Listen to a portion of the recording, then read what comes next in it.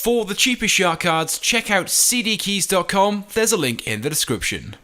Hello guys, what's going on? My name is Sam, or Chaotic, and welcome back to another GTA 5 video here on my channel. Now in today's video, I'm going to be comparing the original Oppressor motorcycle to the all-new Oppressor MKII, which will be releasing to GTA Online at some point very soon over the next few weeks and months. As I'm making this video, it hasn't been released yet, but it is a part of the After Hours update and will be drip-fed into the game at some point very soon. But until then though, let's go ahead and showcase this all-new MKII variant and compare it to the original Oppressor. And to start things off, let's begin with prices. So the original Oppressor motorcycle was released last year in June in the gunrunning update and cost $3,524,000 to purchase from the Warstock Cash and Carry website.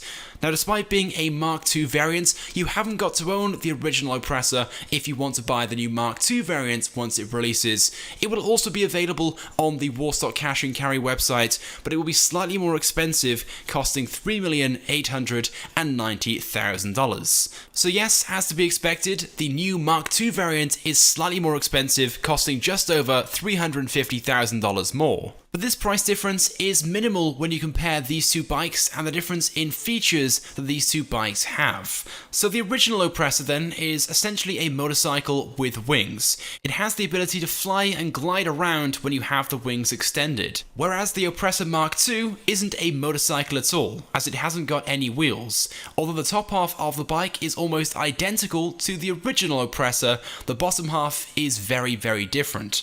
Instead of wheels, it has this jet engine looking thing, giving this vehicle the ability to both hover and fly around. Now it's worth noting that it doesn't just give this bike the ability to glide around like the original Oppressor, it has the full ability to fly wherever it wants. Although yes, the original Oppressor is loads of fun. What you have to do if you want to fly around is jump from building to building, building up your speed and momentum. But with the Oppressor Mark II, you can just fly around wherever you want. There's no limitation whatsoever, which means it's better and will be more dominant in the skies. Now as for customization, starting off with the original Oppressor, now it's worth bearing in mind to customize this vehicle, you can't just drive it into a regular custom shop, you have to own an MOC or an Avenger. Of course, I'm in story mode so I can just use mods, and as you can see, there are a range of customizations. Things such as front and rear mudguards, you can fit the Vortex engine, you can change out the seats as well on this motorcycle, and you can change the fuel tank as well, all very small and minor customizations, but it is a motorcycle after all. You can also upgrade the weapons on this motorcycle as well, going from the standard machine guns this motorcycle comes with from standard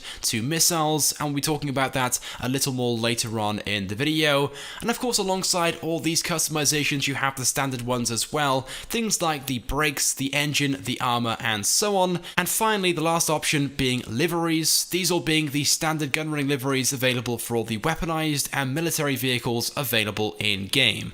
As far as I'm aware of, there aren't any unique ones available for the Oppressor.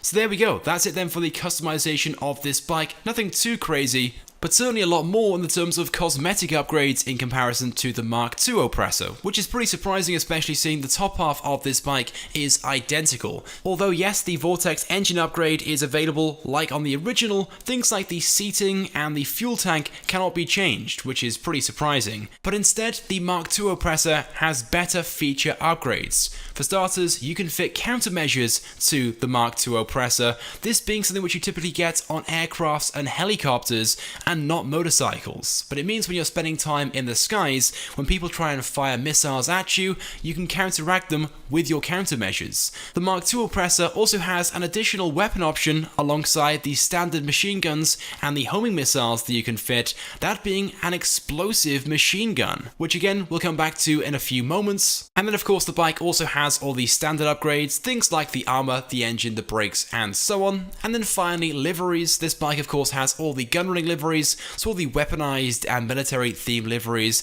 but there are also, by the looks of things, some rare and exclusive liveries that Rockstar will be offering every now and again in GTA Online as special event content, and there are quite a few of these, as you can see, which aren't available for the original Oppressor. Moving on then to weapons next. Now, as I mentioned before, from standard when you first buy the Oppressor, it comes with machine guns. There's one either side of the headlight, as you can see. They aren't particularly powerful, they're really only useful for killing pedestrians or popping someone's tires if they haven't got bulletproof tires, but they come free. You have the option though to upgrade this to a homing missile launcher, but it's worth noting because this vehicle was released in the gunrunning update, you have to unlock that upgrade by completing the research in your gunrunning bunker. And it's only when you complete that research you can then unlock this upgrade and fit it to the Oppressor. And the number of missiles you're given is limited as well. You're only given about 25 rockets or so to use, and if you want to replenish those, you have to go back into your MOC or back into your garage where you're then given another set of 25.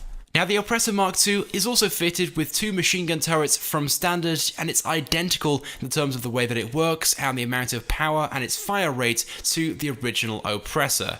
But like I said, there are 2 weapon upgrade options available for the Oppressor Mark II, and these do not require research, so you can fit these straight away when you upgrade this vehicle at the MOC or inside your Avenger. The first option being an explosive MG, the explosive machine gun, of course firing explosive rounds, and these are pretty powerful, and usually around 2 or 3 shots from one of these will blow up most vehicles. And then the other option is a homing missile launcher. Again, it's pretty much identical to the one that's available on the Oppressor, but you haven't got to unlock it. You can fit it straight away when upgrading this vehicle. Again, you're also given a limited amount of rockets. It's somewhere around 25 or so, might be slightly more or slightly less, but again, once you run out, make your way back to your Avenger, your MOC, or your garage, take it inside, bring it back out, and you'll be given another set once again to use. And you can see they have the same range and the same fire rate and the same explosive damage as the original Oppressor. Now, something else which I think is pretty important and I wanted to include in this video,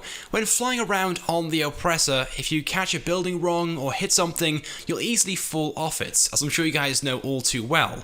Whereas with the new Mark II, doesn't really matter how you fly it and what you fly it into, you will not fall off. You will of course crash, but you won't fall off it like you would on the original Oppressor. Now, as for the rocket boost feature, it works slightly different with these 2 vehicles. As for the original Oppressor, of course you can use it to boost forward. It lasts around 2 or 3 seconds or so, and as long as your rear wheel has touched the floor at some point, it will recharge and takes around a second or 2 before you can use it again. But as for the Oppressor Mark II, the rocket boost is a little different. For starters, the boost forward doesn't last quite as long and doesn't go quite as fast. And as for recharging the boost, it also works very differently. So as you can see, once you've used it, it doesn't just auto recharge even if you're hovering along the ground. What you have to do is physically let go of the thruster, so the acceleration button, for it to then start recharging. So basically, to recharge the boost, if you want to use it again, you have to slow down and not accelerate forward, which straight away you would just assume would make the original Oppressor that much better in the terms of speed, because it can boost around as often as it wants, whereas for the Mark II, it's very limited.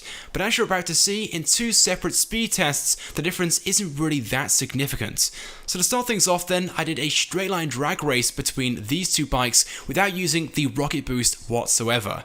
Now, to go from one side of the runway to the other down at the airport, the original Oppressor took 22.16 seconds, achieving a top speed of 114 miles an hour. And to get to that top speed, it took around about half of the runway or so. As for the Mark II Oppressor, it has a much higher top speed, 127, and it gets there a lot quicker. So its straight line drag race speed was a lot faster as well, pulling in a time of 18.22 seconds. Now, as for the second drag race test, this time I used the rocket boost ability as often as possible, so every time it recharged I used it, which of course was a lot more frequent with the Oppressor Mark I. It was used every 3 or 4 seconds, so around 4 or 5 times during this drag race, and it achieves a top speed of 145 seconds and completes the drag race in 16.03 seconds. Now, as for the Mark II, I could only use the rocket boost once because to recharge it I'd have to physically slow down or stop, so as to be expected, it's not quite as fast, but the difference is very surprising. It completes this drag race in 17.02 seconds, so just under a second slower, which is pretty good seeing the rocket boost was only used once, not 4 or 5 times, like with the original Oppressor. So bearing that in mind, alongside all the other features the Mark II also has, just makes this a much better vehicle in my opinion. But what are your thoughts and feelings on this? So let me know right now in the comment section, which do you prefer, the original or the Mark II variant of the Oppressor? If you guys could also drop a like on this video as well, it helps me out a lot and it's greatly appreciated. And of course subscribe if you haven't done so already. But with that being said, thank you guys very much for watching, and I'll see you in the next video.